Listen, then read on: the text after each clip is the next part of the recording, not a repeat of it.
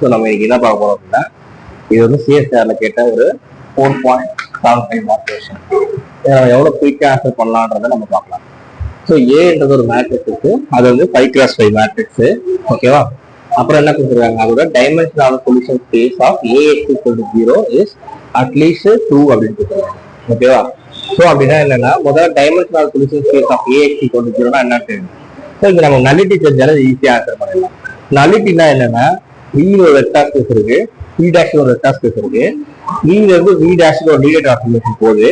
அப்படி போகும்போது V இருக்கிற கலெக்ஷன் ஆஃப் ஆல் X, எந்தெந்த X வெக்டார்ஸ்லாம் 0க்கு மேப் ஆகுதோ அந்த X நம்ம கலெக்ட் பண்றோம் இல்லையா, அதுதான் நல்லிட்டி. அந்த நல்லிட்டிக்கு வந்து நம்ம இந்த TX = 0 எழுதலாம், இந்த AX = 0 எழுதலாம். ஏன்னா T வந்து linear representation of the matrix இல்லையா, அதனால AX = 0. அப்ப இங்கே AX = 0 இருக்கு, இங்கே AX = 0 இருக்கு. அப்ப அவங்க டைமென்ஷன் பத்தி கேக்குறாங்கன்னா இதுதான் கேக்குறாங்க. இதான் சொல்றாங்க, dimension of N of T which is at least 2ன்றாங்க. அப்ப 2க்கு மேல எவ்வளவுனா இருக்கும். ஓகேவா?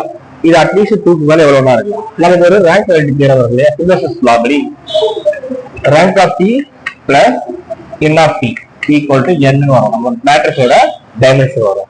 இப்போ வந்து பாத்தீங்கன்னா நமக்கு dimension of N of T வந்து greater than 2 அப்படின்னு கொடுத்துருக்காங்க. ஸோ இப்போ வந்து இது வந்து நம்ம என்ன சொல்லலாம், greater than 2 இருந்ததுன்னா கண்டிப்பா ரேங்க் ஆஃப் 3 வந்து எப்படி இருக்கும், நமக்கு less than or equal to 3 இருக்கும். பிகாஸ் N of T வந்து நமக்கு 2 கொடுத்தீங்கன்னா ரேங்க் ஆஃப் T எவ்வளவு இருக்கும், 3 இருக்கும். ரேங்க் AO TO எது இருந்தாலும் ஒன்றும் பிரச்சனை இல்லை. N of T வந்து 2 இருந்ததுன்னா ரேங்க் ஆஃப் T வந்து 3 இருக்கும். N of T வந்து எனக்கு 3 இருந்ததுன்னா ரேங்க் ஆஃப் T வந்து 2 இருக்கும். அதாவது நல்லிட்டி இன்க்ரீஸ் ஆக ரேங்க் கம்மியாகிட்டே போகும் இல்லையா.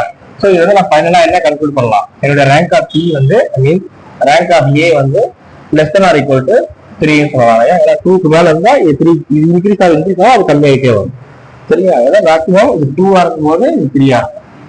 2க்கு மேல போகும்போது இது அப்படியே கம்மியாகிட்டே வரும். இது 3 போகுது, இது 4 போகுது, இது 5 வரைக்கும் போகலாம் மேக்ஸிமம்.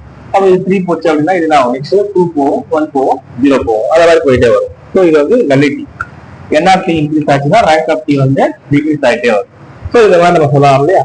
அப்போ இன்னொரு கண்டிஷன் நமக்கு தெரியும், rank of A, B which is less than or equal to rank of A minimum of rank of A, rank of B.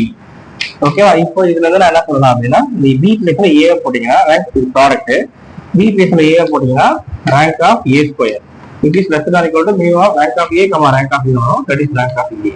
அப்ப இதுல இருந்து நான் என்ன சொல்லலாம், இதோட rank of A² is less than, இங்க ரேங்க் ஆஃப் A நமக்கு என்ன கிடைச்சிருக்கு, 3 கிடைச்சிருக்கு இல்லையா. So 3, so which is also 3.